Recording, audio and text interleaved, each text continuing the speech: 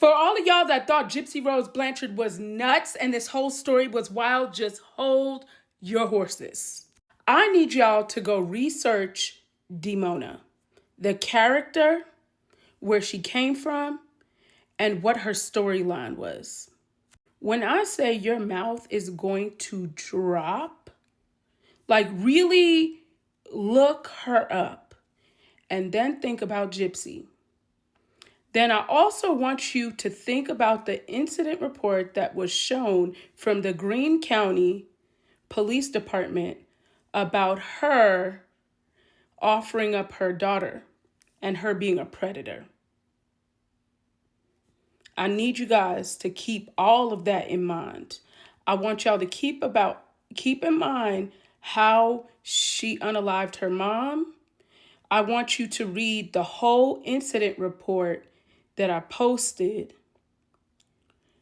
and think about the character, Demona, that she called herself all the time. And even in that incident report, she labeled herself as Demona. I want y'all to go look that up and come back and in the comments tell me what you think, because I'm telling you, this is going to blow your wig cap right back. I'm in shock. And we already know that's who she played, right? Listen, she is going to commit another crime based off of that. Just do the research. You're going to be blown. Children's Mercy Hospital in Missouri, front and center. Gypsy Rose Blanchard made a post saying that you all medically abused her, which would be malpractice. She alleges this multiple times in her post. If this isn't true, you need to do something about it. Now, I've seen the medical records, so I know this is defamation. I know that for a fact. But you need to do something about this because she is defaming you. And the fact that you're allowing this woman to sit on the internet and defame you, what are you going to do about it? Because if they're not going to do anything about it, I would urge any parent that would take their child to Children's Hospital to be concerned, because that is where she was cared for. So Children's Hospital, Mercy Hospital, what are you going to do? You're going to let this lady continue to defame the Children's Hospital and say that you've done multiple malpractices? She hasn't sued y'all, so it's time for y'all to get like Neki and start doing it. Y'all, Gypsy Rose did a video yesterday, and bear with me because I'm doing my nails because I have to pick up my baby. She did a video, 2 videos yesterday, talking about her chromosome disorder. This is blowing me. Why would she do a video about her chromosome disorder, admitting it? Wouldn't that take away the whole Munchausen by proxy thing? For starters. Actually, let's just play the video and then let's spin a block. Hello, my name's Gypsy Rose Blanchard, and if you've read my book, My Time to Stand, then you will know that I have a rare genetic condition called microdeletion 1q21.1. What exactly is that? Okay, let's dive into that. So a microdeletion is when a small portion of a chromosome is affected, and in my case, it's region 1q21.1. I was first tested for this condition back in 2012, and then again late last year, just to confirm that the first results were correct. So think of it as a sliding scale. It affects the area between 145.4 and 147.8. So where do I fall on that? Well, I don't fall exactly on that number, and I'll explain. So my results are just a smidge different than the standard scale that we learn about. So I am affected through 145.927 through 147.828. So what does that mean? Okay, next slide. So again, thinking about it as a sliding scale. This is where microdeletion 1Q21.1 begins, and this is where it ends. And this is my results. I'm slightly off of the standard here and here. So that small difference makes a big, big difference in my health, my physical appearance, and other health concerns. Microdeletion 1Q21.1 puts those affected at a greater risk of developing autism. In addition to being at a greater risk for developing autism, these other health concerns may be correlated with this condition, such as seizures, muscular dystrophy, and mild mental delays. Another characteristic of this condition is having mild dysmorphic facial features. So going back to my memoir, I talk about how I believe that my mother was using this condition as a blueprint for some of the health concerns she claimed I had. So now knowing what we know about microdeletion 1Q21.1, let's try to narrow down what I did have wrong with me versus what I didn't have wrong with me, and what is malpractice and what was actually necessary. The condition microcephaly is closely correlated with this condition. Microcephaly is something I actually do have. My head is smaller than the average. Muscular dystrophy is also something very common with this genetic condition. However, muscular dystrophy does not get better with time. It gets worse, as you can read. All forms of muscular dystrophy grow worse over time, and muscles progressively degenerate and weaken. So therefore, there's no possibility that I had muscular dystrophy when I was undergoing all of these surgeries. I have a scar on my right thigh from being tested for muscular dystrophy, and it came back negative. So again, if I didn't have it then, and I don't have it now, I didn't have it. Therefore, the wheelchair was completely unnecessary. Now let's move on to dysmorphic facial features. So, I specifically have very distinct eyes. My eyes slightly slant, and that is the effect of the genetic condition. Epilepsy is a seizure disorder that is also very common with this genetic condition. However, I don't remember having any seizures growing up. That's not to say that it didn't happen, but I can say with certainty that I don't have a condition of seizures currently. So therefore, I don't have epilepsy. It is entirely plausible that I had epilepsy in my youth, my very young youth, but then I could have grown out of it. That is something that's entirely possible. Whether these seizures that my mother claimed I had actually happened, I'll never know. Moving on to strabismus. So it's a difficult word for me to say, but it just basically means cross-eyed. So my right eye, I was born with a lazy eye. They also call it a lazy eye. I've seen a lot of TikToks making fun of me for my eye, and I've grown increasingly self-conscious about it. So often I will put my bangs in front of my eye, just to kind of eliminate a lot of the teasing that I get for it. So this is something that I do have.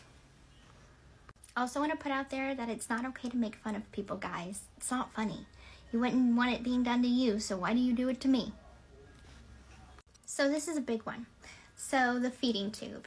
So most people have a feeding tube put in if they are not getting enough nutrition and they are very, very, very sick. Also, if they have any of these other conditions or health concerns that could have led to them requiring one. So let's take a look at that. So I never had a stroke, never had dementia, never had a brain injury, never had head and neck cancer. And this goes back to the muscular dystrophy that we have already established that I never had and currently don't have. Therefore, making the feeding tube completely unnecessary, and this would fall in the lines of malpractice. So this is another big topic on the microdeletion. So people with microdeletion have a greater risk of developing developmental delays. As far as I know, I am not delayed in any way. I was not placed in public school and didn't have the traditional schooling that most kids grow up having. My mom did educate me via homeschool from ages, I would say like 4 to about 9 years old. And so that left me at like a 2nd grade education. And then the rest of my education going forward, I received within the Chillicothe Correctional Center, where I got my GED. Hypersalivation is when an individual produces too much saliva, therefore making it difficult to swallow as much saliva as they produce. This is something my mother claimed I had, which ultimately led to the removal of 2 of my salivary glands within my throat. As you can see, I still bear the scars on each side of my neck from the removal. These glands specifically are called submandibular, and that is located within this region. So how my mother got the doctors to operate and remove this gland is by putting Orajel on my mouth and therefore producing more saliva while I was at the doctor's appointment. And with those claims alone, they removed them, therefore making this malpractice. So unfortunately, with this particular operation that I had, it left me with a few lifelong problems. So problem 1 is I don't produce enough saliva like the average person would. So I don't produce the average, therefore making my throat extremely dry. So you will often hear me clear my throat like this. Also, my lips get very dry, so often I will lick my lips. Many people have made fun of me for it, and again, that's going back to it's not right to make fun of people for their health conditions, and I don't condone it, and it's just flat out not right. So, you see, I just did it. So, it's just how it is, it's unfortunate, and it's just something that I have to live with. So there's no specific reason listed in my medical records as to why I had dental extraction, but thank you to Peppermint Sage in Lake Charles. They did an amazing job on my teeth of restoring my teeth. This is a bottom bridge and this is a partial. Thank you so much. I have so much more confidence now. But again, this was completely unnecessary. This is just, that's just wrong on so many levels. The fact that dentists did this, not this, but this without any medical evidence to back up why this was necessary, there's nothing to justify this in my medical records at all. So that was unnecessary. This is just flat out no. No, I never had leukemia. So that was a claim my mother had, and no, I don't. So this is part 2 to my previous video discussing and kind of going over what microdeletion 1Q21.1 is. So as I talked about earlier in my video, my mother had claimed that I had these multiple medical issues wrong with me, and I believe that she used the microdeletion as a blueprint for them. And I kind of went over what I have versus what I don't have. Unfortunately, there is a 50% chance that I may pass this genetic condition to my children. Thankfully, we are monitoring Aurora quite diligently, and so far, the geneticist has said that she does not display any of the characteristics of this condition. What does this mean for the possibility of having more children going forward? I really don't like the idea of the possibility of continuing to play Russian roulette with the possibility that my child may end up having this genetic condition. My child can grow up living a perfectly normal life with the condition, or they can display the characteristics and the conditions that are correlated with the genetic condition. And that's just something that I really don't want to play with. That's something that I don't want to leave up to chance, not if I can help it. So most likely we will have to do something like IVF, so we can narrow down and actually select the genes of our future children to make sure they don't have this microdeletion. So with that knowledge that it can be passed down from parent to child, where did I develop it? So my father was tested for this deletion and he did not have it. He came back negative. And unfortunately, we can't test my mother. So two things could have happened. I could have developed it from my mother and she could have passed it down to me, or it could have been a mutation within myself that it developed. So with that being said, there is a very big possibility that as a child I could have displayed health conditions that caused my mother to be very concerned, and therefore perpetuating Munchausen by proxy.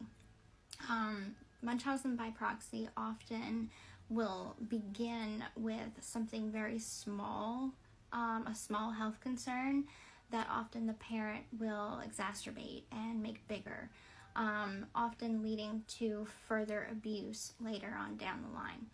So going into that, I really want people to be vigilant and recognizing the signs of Munchausen by proxy. I understand that it is very difficult to kind of peg down, especially it's kind of like you don't want to question a parent, especially one that displays such concern, because you think that it's out of love. You think that it's out of protection of that child, of their child. But in my case, it wasn't that way. So that's why I do my best to advocate for Munchausen by proxy awareness. Kind of going back into the microdeletion condition that I have. I've seen a lot of people think that just because I had all these surgeries that they were absolutely necessary because of the deletion. That is not true. That is a false narrative. So education is vital in understanding my story in particular. And if you are unaware of what Munchausen syndrome by proxy is, or by its other name, factitious disorder, it is a mental illness and a form of child abuse.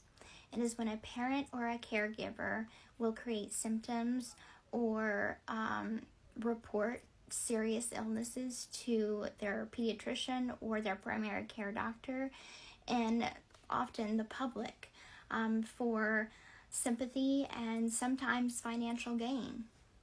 And unfortunately, many children have died because of this, or have been left with lifelong consequences to their parent or guardian's actions.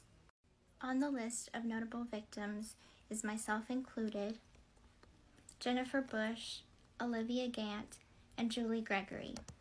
Julie Gregory had wrote a book called Sickened. It is her own experience with her mother having Munchausen by proxy. Those are just some of the well-known cases of Munchausen by proxy, but there are so many more that don't get recognized. Thankfully, there is support. If you or someone you know might be suffering from Munchausen by proxy, there is a website that you can visit to get access to support and resources. MunchausenSupport.com offers families and individuals with a safe place to go. So please, I encourage you, if you feel like you are being abused from this form of abuse, please go to this website. There is help and there is people that will listen. Because we know this story, we know, oh, this is one hand. Because we all know this story, we all know these are lies. But how did she say she was diagnosed in 2012, but her mom had been using this all her life for these medical issues? 2012, she was 20, right? She also said muscle dystrophy, she doesn't have it. So that basically says that she doesn't have those issues. But muscle dystrophy is only Irish people get, but that doesn't mean that she doesn't have weak muscle tone. Also said she doesn't have epilepsy, but that doesn't mean she doesn't have seizures. Epilepsy is seizures, but seizures isn't necessarily epilepsy.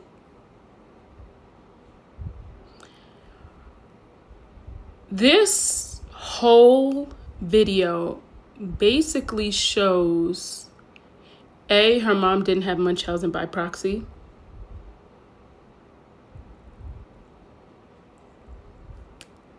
And she's lied a lot. But she's defamed the hospital. So I think we all need to reach out to Children's Mercy Hospital because she keeps saying malpractice, and that was where she was a patient. They need to clock her tea. Let me know what you guys think down below. Wendy Williams is under attack.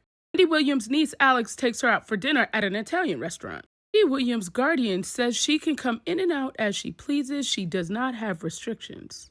However, the living facility that Wendy Williams is staying at filed a police report on Alex for breaking the law. It basically said that Wendy Williams was never supposed to leave the living facility, and basically her niece came in there and took her. Don't you think this is kind of ironic after the fact that 2 NYC agencies are investigating this situation? They are trying to do everything in their power to not let Wendy Williams out of this guardianship. Rena, you think you're working hard? The judge thinks he's working hard. The devil works hard, but the public is working harder for Wendy Williams.